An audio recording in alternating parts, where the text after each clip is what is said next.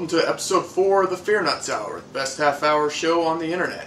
I'm Mr. Beatnuts. Along with me always is Fearsome. What is on topic for today? Well, we're going to talk about March Madness, obviously going on right now. We're also going to hit up the new season of Ultimate Fighter and what we think of their new format for that. And, of course, we can't avoid Manning announced his team today. And there was, oh yeah, we're going to address The Walking Dead. Yes. The Walking Dead we're probably going to save for last, so I can give you a little signal to let you know when spoilers are coming up, and you can tune out if you need to. And we always intended to not make this just a show about entertainment, but a lot happened this week, and we're not going to talk every week about the Ultimate Fighter. We're just bringing that up because of the new format. We're going to discuss what we liked and didn't like about it. You may also notice that this is coming out on Monday night instead of traditionally on Sunday, and that is because there was so much happening this weekend. We wanted to have everything. For instance, Peyton Manning decided on his team earlier today, so that's why we pushed the show back until Monday night, and we should be back on Sunday starting next week. Well, next week though, the tournament also doesn't end until Sunday that night, is true. So probably going to be Monday again next week. Well, we will see how Friday night goes, because that is Indiana, Kentucky. That's true. And that's the only game that matters. Indiana has to win that game. Well, we're already on the bracket, so let's just let's go there. Yeah. So I am in two pools, currently sitting in second place on both of mine. Have 6 of my Elite 8 teams. I have all of my Final Four teams. I have Indiana winning it all. So a lot of people say I'm a homer. That's the only reason why I picked Indiana. They're going to get crushed by Kentucky. Well, Indiana already beat Kentucky. They know how to beat Kentucky. Kentucky looked very vulnerable the first half against Iowa State. Iowa State just looked like they got tired, and Kentucky then pulled away in the later steps. Indiana won't get tired. They're better conditioned. But Indiana also looked like shit on, was it Saturday night that Indiana played VCU? Yeah. 22 turnovers. If they do that against Kentucky, it will be a blowout. Kentucky doesn't have the attacking defense that VCU has. But it should be an interesting game. I was really hoping Kentucky wouldn't make it this far because I hate Kentucky, 1. And 2, I know it's a tough matchup for Indiana. But I do believe Indiana can pull off the upset. Yeah, I'm hoping, if for no other reason than the fact that if Indiana loses, my brackets are dead in the water. Yeah. I mean, I picked them going all the way in both. I can't help it. I can't help but root. I don't deny that I'm a hometown fan. I back all my hometown teams. Yeah, and if Indiana does win the national championship, I will win my pool at work. I will win my pool with the guys back home, and Allen will end up getting second, so we'll have first and second place of your money, and that makes it that much better. It does make it all the sweeter. So that is the hopefully sweet side. The sour side, of course, was the Purdue game.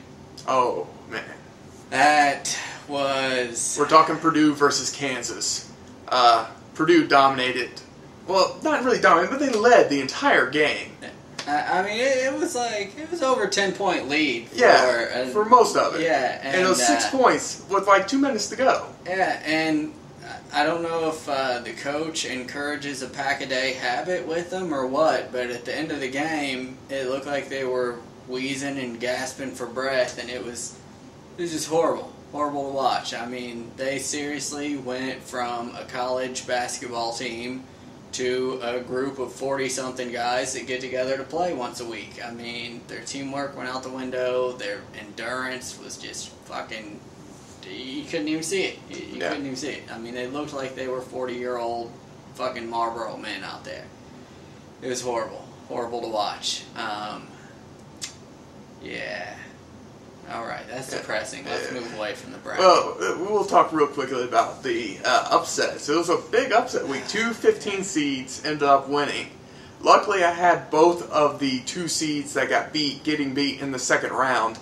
Unfortunately, one of them was getting beat by Notre Dame, who, of course, lost to Xavier.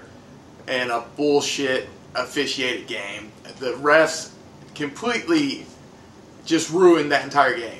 Notre Dame is shooting 2 free throws to tie the game with, 7 seconds left? And they called a late violation. Why did you even bring that up? That was horrible. It was the worst officiating I've ever seen. And people are like, oh, it was the correct... You don't make that call in that situation. You let them play. You let the teams decide who's going to win. And that just ended the game. It was ridiculous. Yeah, that was another just painful last quarter or last half to watch. It was just, oh my God, Jesus. Yeah. See, I was ready to move on, and you just had to twist the knife and douse it with salt and lime, and it's ridiculous.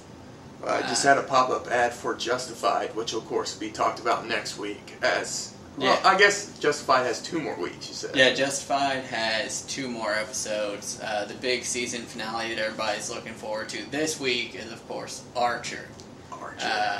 And where we get to see where he left off in space. But anyway, enough of that. Okay, so Tough. Tough, yes.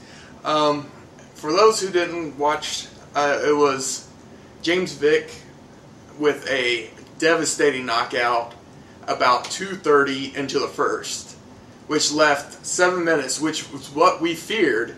There was 7 minutes of airtime to fill at the end because it was a live fight. Yeah, and the fight's pretty easy to sum up. Basically, when you fight, play to your strengths, not the other guys. We had a solid wrestler, jiu-jitsu guy, and okay kickboxer taking on a guy who had 4 inches of height and I believe 10 inches of reach. Yeah, it was like a crazy amount of reach. Yeah. It was like 8 or 10 inches. It was ridiculous. That is only a boxer. And he just stood with him. Of course, he did get knocked out going for a really sloppy takedown and getting kneed in the face. Yeah, the one time he finally went for a takedown, and he got dropped. As soon as it made contact, it was right on the button, and that was done with. But, that's not even the big part. The big part is, how the new format's working. And I gotta say, even before the filler at the end, it just felt rushed. I mean, they didn't have some people call it depth, some people call it trash reality TV, whatever it is, it's a formula that's been working for them for a decade. I don't know why they felt the need to change it up. I mean, it's not like a show that needs to change the formula, and mix up the cast or whatever. Yeah. They get a new cast every year. That's enough of a mix-up. They need to just let it play out. I like the fact they got away from the stunts and challenges of the early seasons. Yeah. Because those weren't really necessary. Yeah, it's more about the training and more about the fights. I mean, they did some funny stuff where they had Forrest Griffin and Steph Bonner running the water bottles up the tower for Liddell and Couture in season 1. But you basically... It had the show, but it didn't really feel like it was edited together well enough. It didn't really focus on the guys fighting. I understand there was a tragic situation with Michael Chiesa's family, and that kind of took front and center of the episode. But also, you typically would have been able to edit around that and still focus on the 2 guys preparing. And I felt like they completely missed that. And maybe that's because they had to do the editing so quickly to get it ready for the live show. Yeah, because before, they took all this footage and then they had months to work on it. Now, they're shooting it for the week and then editing it in what one can only assume is a day before the live fight. And that's kind of hurting them in 2 ways, because 1, they're taking 1 day to edit 6, and 2, they're losing the 7th day because that's the day of the fight. Obviously, they can't edit the last last minute of it, and I mean, it's kind of cool that the post-fight interview is conducted right then. It's kind of raw, but I mean, they already did that anyway. Yeah. They did that. They had them do the interview right after the fight before, and edited it in later. So I mean, it was still fresh and raw. I don't know what Dana was thinking here. I don't know who thought it would be a good idea, but it was definitely a miss. And I feel like next season they will be back to the taped fights. Because, one, you're missing, 10 minutes of, like we said, it was a 2-minute, 30-second fight. They could have had the build-up, more for the fight. You could have showed them preparing backstage. You could have done a lot of things in that time frame and had it end at the end of the fight, the episode, instead of having to show the replays, having to do the coaches' interviews. They actually filled it with the fight announcements for next week, which I'm guessing that way they don't have to take time out of the episode to do that. But that does bring up one other point. The coaches, what's the name? Cruz. Cruz. Yeah. I don't mind him. He seems like an alright dude, not overly annoying. Faber just seems like a douche. Faber is a douche. He seems like a complete douche. And, I mean, at the end, Cruz was so cocky. Like, he just gave it to him. Just gave him the pick. Said, you know what? This is my guy. Pick whoever. We'll take him. And Faber's just like, I don't know what to do. What do I do?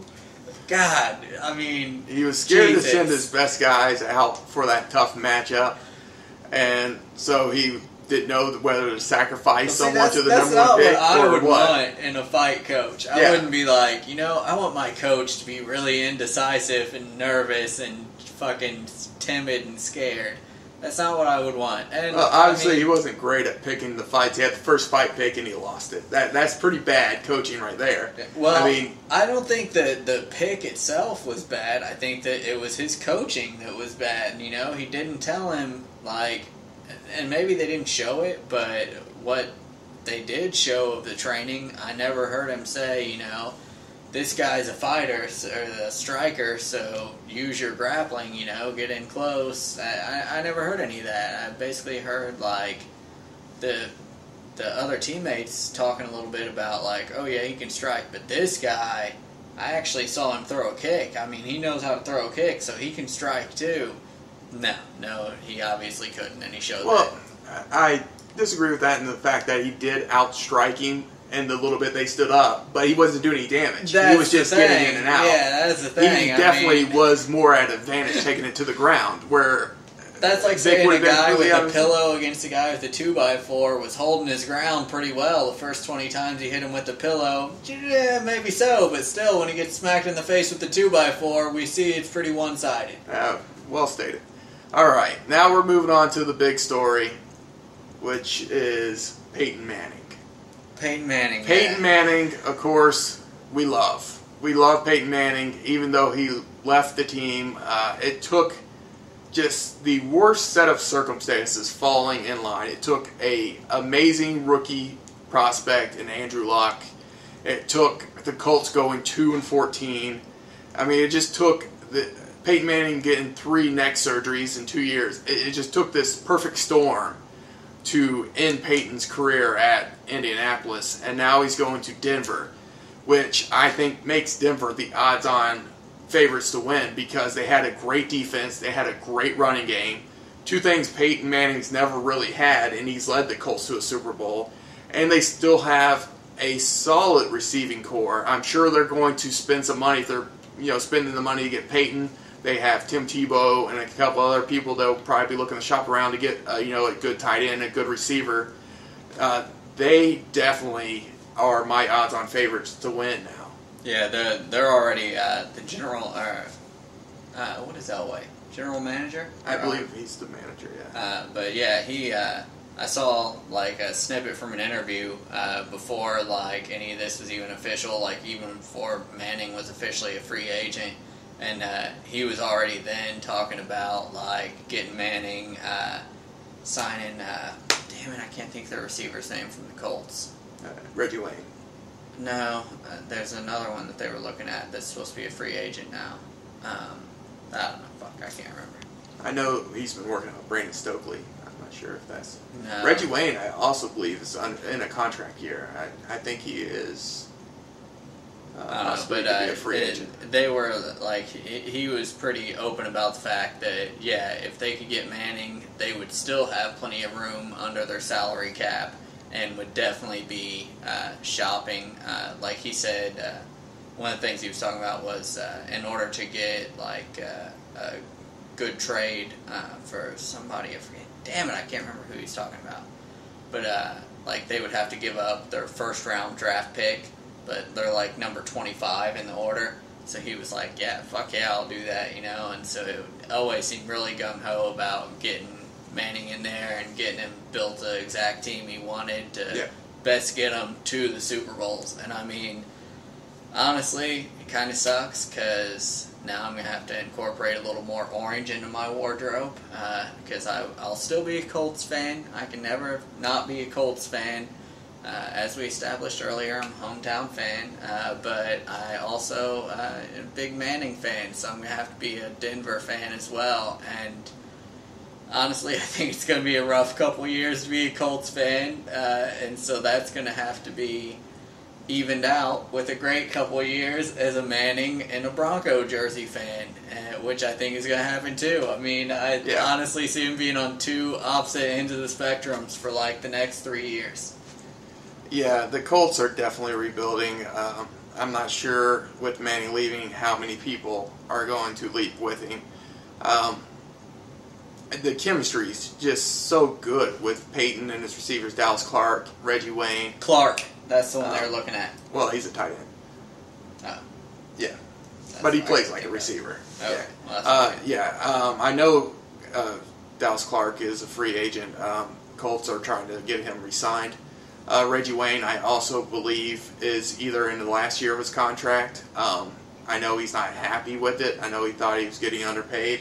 So there's a good chance that he could get pulled away to join Manning in Denver. And, I mean, if that situation happens, they are going to be nearly unstoppable. I mean, they have such a good running game.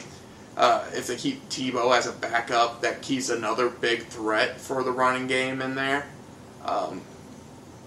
And they have... I really don't see him keeping Tebow, though. I don't know. I don't think there's a big market for Tebow. I don't think that he can really go anywhere. Well, I think they're going to be trying to push him somewhere. I think everyone who was clamoring for Tebow to get on the field does not give a fuck that Tim Tebow is going to be the backup and coming in a few plays now, just to run the ball. I don't know, maybe. I think everyone's going to be fine with that. Okay. So, we're going to move on to the final topic of the week, the season finale of The Walking Dead. Okay. What we'll do, I was just watching Team America the other day, so we'll use their signal. So, when I do this, that means you can unmute the volume because we've stopped spoilers. Let's see, how do we start this? Let's start this by... Well, let's do a season recap, which will be spoiler-filled. Okay, yeah, but we'll just do it up until this last episode. Yes. So, obviously we did the rant, or I did the rant like 2 weeks ago or a week ago, whenever it was. 2 weeks ago, because it was Dell. Yeah, they killed Dell, and Dell's my favorite character in the show, was one of my favorite characters in the book, and Dell survives in the book for a very long time, which is why it was so shocking that they would kill Dell, because Dell's such a pivotal character in the books. Okay, I'm going to have to stop right here and just interject that obviously we're going to have to throw spoiler alert in right from the get-go, because I don't know if some of you were planning on reading the books or anything, and Brandon cannot separate the two. So there's going to be lots of mentions of what's happening in the book. So if you want to mute it, just wait for my signal, and we'll be done. I can separate the two. I just think, like I said a couple weeks ago... We only got time for one rant. You either want to rant about the show or you want to rant about your ability to differentiate. I'm getting there, okay? You just have to show respect to the source material. That's all I'm asking. And they pay dividends that are plenty respectful, I'm sure. In the last episode, they definitely saved face. I'm just saying the author probably cashes plenty of royalty checks, so I don't think he complains too much. But anyway. So I complain. Dell. But, okay, so Dell gets killed. The next week, they end up killing Shane, which in the book, Shane's dead in the first chapter. They actually reversed the order of what happened to him because Rick killed the human Dell and then Shane. Shane. Rick killed the human Shane and then his son killed the zombie, which in the book, actually Carl shoots Shane because Shane's going to shoot Rick at the beginning or at the end of chapter 1. And then several weeks later, once Rick finds out that people are coming back, he goes and kills the zombie Shane. Actually digs him up just to kill him because he doesn't want his friend, who's still his friend even though all the shit went down, goes back and kills him because he doesn't want him to be a zombie. But so jumping to what has happened for the season finale, we have the introduction of Michonne, who is an awesome character from the comic. You skipped all the deaths. You just skipped straight to the end. Well, the only death was the son. No. Well, first of all, he wasn't the son. He was the daughter's boyfriend, the younger daughter's boyfriend, and the lady, the woman who was the only other person with medical knowledge. So as soon as she ate it, I was like, well, now they can't kill off, what's his name, the old guy? Herschel, yeah, because he's the only other one with any medical knowledge that need him. Which, if people heard the rant, I'm not going to rant too much about him killing the lady, because I never liked her in the book or the show, so I'm not particularly worried about that. But, yeah, so those are the two people they killed off, which brings us back to how it ended, which was Michonne and the discovery. Well, they haven't discovered it yet, but it showed it on the pan back of the prison. Yeah. Which is where the next saga takes place. Michonne is an awesome character in the novel. I don't know how well she's going to be able to pull off in the show, but she looked awesome in her debut. For those who weren't paying too close attention, she had two zombies on leashes with their arms cut off and the bottom of their jaws cut off so they couldn't bite her. And basically she drags those around as protection because she smells like a zombie, so she can just kind of walk in and out. Which is an awesome idea, and she's an awesome character. But definitely the fact that they are heading that way, also introducing one of my favorite characters from the book, which is the governor. But the governor's such a son of a bitch, I don't know if they're going to be able to pull him off on the show. Which is going to be interesting, because he is one of the most dislikable characters I've ever read on any medium. So, it's going to be interesting. Yeah, and one thing you didn't touch on is everybody turning on Rick. Yeah. But I'm glad to see that Reedus is not turning on him. Yeah. Or Daryl. Daryl. I'm glad to see that Daryl at least has his back, because, everybody there, Rick's done so much for the group. So much. All the time. Every turn. Like he pointed out, he killed his best fucking friend for the good of the group. Because, he didn't really care. He would have kept letting Shane talk shit and puff his chest all the time if it was just him at stake. But with everybody else, he felt like he had to do it. And especially his wife, who was basically you know what? You should totally kill Shane. That's what I would do if I wasn't a pussy like you pussy. Man up, go kill Shane. And then he kills Shane. She's like, you're a monster! Fuck her. I fucking hate her. God, he should have smoked her, too. She definitely agged on both guys all season.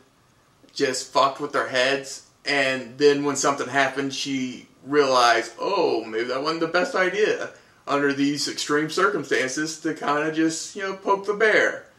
You poke the bear, you're going to get, ate by a bear. And Rick is becoming that bear. He's basically decided that he's going to do whatever it takes for them to survive. That means that he has to be the bastard. That if he has to be the one dealing out the death, then that's what he's going to do in order to keep everyone safe. And either you're with him or against him at this point. Yeah. I mean, basically, at this point, by the end of the last episode, like, I liked the guys, and except for Carl.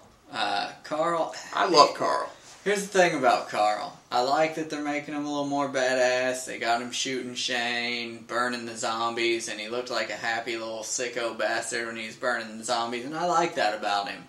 But then, as soon as Mommy and Daddy exchange harsh words, he's like, "Oh God, don't talk to my mommy like that. Mommy, hold me." That, not so much a fan of. And now, I know, he's gonna have fucked up, emotional growth. I get that. That doesn't mean I have to like it. Just because I understand why they do it doesn't mean I have to like it. I want him to just stab his mother right in her pregnant stomach. That's what I want. I want messed up sibling rivalry. I want Stewie. I want him to get in a little spaceship and go in her vagina to try and kill the little brother or sister. I don't think that's going to happen. Well, I'm hoping it does. But, yeah, Carl's going to be an interesting character. It's going to be interesting to see how they develop him as they go on. One thing that you kind of mentioned to me, and I think we should mention, T-Dog. What the fuck is T-Dog ever going to do besides bitch out in that last episode? That's the first thing he did besides dropping the key. Was say, "Oh, I'm not going back to help your family. We're going this way." Well, but like I said, I was reading an interview that some of the producers and directors were talking to some magazine or something, and they said that that's been a very deliberate thing. Is they want to downplay T-Dog just because they want him to seem like he's like a plotter. Like he's sitting in the back and just scheming shit. Like, just staying back, just doing the bare minimum that he needs to do to stay a happy part of the group without putting himself at too much risk and without drawing too much attention to himself, because he just wants to get by. And I think they hinted a little more at that because, as soon as it was just him and the two girls, his, true colors came out a little more, where he just wanted to survive and didn't give a shit about anybody else. But then, his, when it's just you and two women, and the two women are like, "Whoa, we're going to jump out of the truck if you don't go that way." Well, you're going to do what the ass tells you to do. And so he went back and did what they told him to do. And nobody cares about T-Dog anyway. I forgot to add him in the list of guys I don't like. So basically it's just Daryl, Herschel, Rick. Yeah, I mean, basically, those are the ones that I like. You're forgetting one person. Who am I forgetting? Glenn. Glenn's well, awesome. Glenn's another one that, Glenn's a little bit booty blinded, yeah, but he's awesome. That's the thing is, Maggie is by far the hottest chick that he's probably ever seen since the zombie apocalypse. Well, she's by far the hottest chick in the show, too. But here's the thing, Glenn, okay? Just because you got a bitch, don't let her bring that bitch out in you, alright? There's been too many times, although I will give him respect in the finale when she was all crying and driving emotional and shit, when he was like, "Just stop the car and get in the passenger seat, ho. I'll drive from here." That was nice. That was a good touch. And actually, as Brennan that can was the attest, exact quote. I said that should happen 5 seconds before it should happen. I was like, "Jesus, Glenn, slap her and take the wheel." And then he did. So big ups to Glenn on slap that. Her. No, he should have, but he's a gentleman, so I can understand him not doing that. And the Michonne character, I like it. Looks like super cool character, and I think they'll be all right because she's black. But if not, I could see them getting in trouble for her carrying around 2 chained up black men. Zombies or no. Maybe it's just me, but I mean, honestly, I think that would be an issue if she was like especially because like in all the pictures I've seen, she's basically got like my hair, you know, like our hair, like trimmed tight, basically. No, she has kind of like what's it called, a Rastafarian hair. Oh, well, that dress, may be. I'm talking about the actress herself. Oh, like, I okay. looked into the actress, and like, and everything else, she's got like, so maybe she'll wear a wig, like with dreadlocks or whatever for that. But definitely, you know, if she's like a bald chick, like if it was, what's the one that's all, no, the one that's all on Daryl's nuts, Carol. Oh, Carol, yeah. Yeah, if it was her, Hate Carol. with two jawless, armless black guys chained up behind her, that would be some trouble. So, you know, yeah, that might be kind of hard to pull off. Yeah, but I think they should escape fairly unscathed on that, relatively. It's what she did. I mean, well, no, I understand it. I'm just saying, you know, in the world we live in, you could easily see them making a deal out of that. But anyway, let's not get too caught up on that. Let's move along. They also, if you watch The Talking Dead, revealed, they basically just flat out said that Michael Rooker's coming back. Well, they didn't say that. Okay, they said out of the 3 character names that were mentioned, he said there's 100% chance that 33% are coming back. And then, later, referenced Merle once again. I mean, the guy was obviously not really great at keeping secrets. Obviously, Merle's coming back. And I'm super pumped about that. I can't wait to see what they do with him and Daryl. That's going to be good. See where they go with that. And, I mean, Merle's going to be at home in a prison. I mean, you saw Merle for like 2 episodes, but as soon as you saw him, you were like, that dude's been to prison. We don't know, though, if Merle's going to be siding or showing up at the prison or showing up with the governor and his crew. If he does show up. Yeah, I mean, he could be with a horrible bastard, or he because he would fit in there as well. Yeah, I mean... He was not a nice guy. Yeah, Merle's just pretty awesome. Michael Rooker's a great actor. Yeah, so definitely looking forward to that. There was something else with The Walking Dead that was on my mind. I forgot what it was now. I forgot. I am liking the blonde a little more now. I don't completely hate her anymore. Because I just hated her from the beginning. Just hated her so much. As soon as she wanted to kill Rick, I was like, God, I hate her. And just, like, everything up until, like, the last 2 or 3 episodes that she's ever done just made me want to shoot her in the face. Yeah, she never even hooked up with Dale like she does in the book. At least she does something nice. Yeah. Which is hook up with Dale. Yeah, and instead she hooked up with Shane. And Shane's, that's what kills me. Like, I did not see a lot of complaints flooding my Facebook friends list when Dell died. But when Shane dies, I see people like, oh my god, they could fuck Shane. Okay? Yeah. Fuck him and his stupid asshole ass. Hate Shane. Anyway, that's enough ranting on Walking Dead. We have one thing. We had the poll. Obviously, we had one about topics for this week.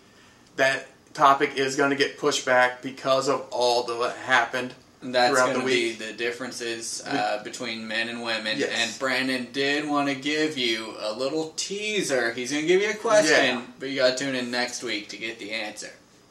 So, women folk who are watching the show. One thing I've heard complaints about, ever since I was a little kid, is that men need to put the toilet seat down because women fall into the toilet. How the fuck do you fall into a toilet? You don't look to see if the toilet seat is down to make sure that 1, that is clean, 2, that is down, 3, that you're not going to fall in. It is mind-blowing that you would just plop down on something and then fall in without the 2 seconds to look and see if the toilet seat is down. I mean, it's just basic safety, really. There could be, like, sewer gators in the bowl, Snakes, spiders. Yeah, it could be clogged, Critters. You want to take a look to make sure it's okay. But we'll dive more into that next week. Dick-eating ass monsters? The dick-eating ass worms wouldn't bother girls because they don't have a dick to be eating. That is true. By the way, Dreamcatcher, worst movie ever. Yeah. No, basically, if a movie has Stephen King's name on it, don't go see it. I mean, if it turns out later that it's a Stephen King's movie, then actually it's normally not that bad. Like Green Mile, Shawshank Redemption. But that was basically, if it's a Stephen King prison movie, it's going to be okay. But anything else, then it's going to be dick-eating ass worms or... Well, Shining was good. That was Stephen King, wasn't it? I think that was. And so was It. I enjoyed It. Oh, yeah. Curry was a creepy... Oh, we forgot to do the sign to let them know that the spoilers are over. So they just missed out on the whole women's thing and everything. Damn it. That's alright. You guys should have been watching the show anyway and didn't need to know that was coming up. Yeah. Because, they play 37 replays that night. And if you're worried about what I said about the comic, don't be, because they are not really following the comic all that closely. They've hit the main locations, and that's about it. I mean, Daryl's not in the comic. T-Dog's not in the comic. Basically, half the cast is TV show created characters. And then they have introduced people like Tyrese from the comic and stuff like that. So they are very different. I just, like I said, would like to see more of the nods to the comic in the show. I would just like to see less of his wife and the blonde. Well, the blonde that's been with him forever. Yeah. Although the younger sister of what's her name's not really like Maggie. Yeah, she's not really scored any points with me either. She's just kind of a whiny little bitch. Yeah. All right. Well, that's going to wrap it up for this week's episode. Make sure to like us on Facebook, follow us on Twitter, and subscribe to our YouTube channel. Make sure you're sending this link out to friends and family and even people you don't know.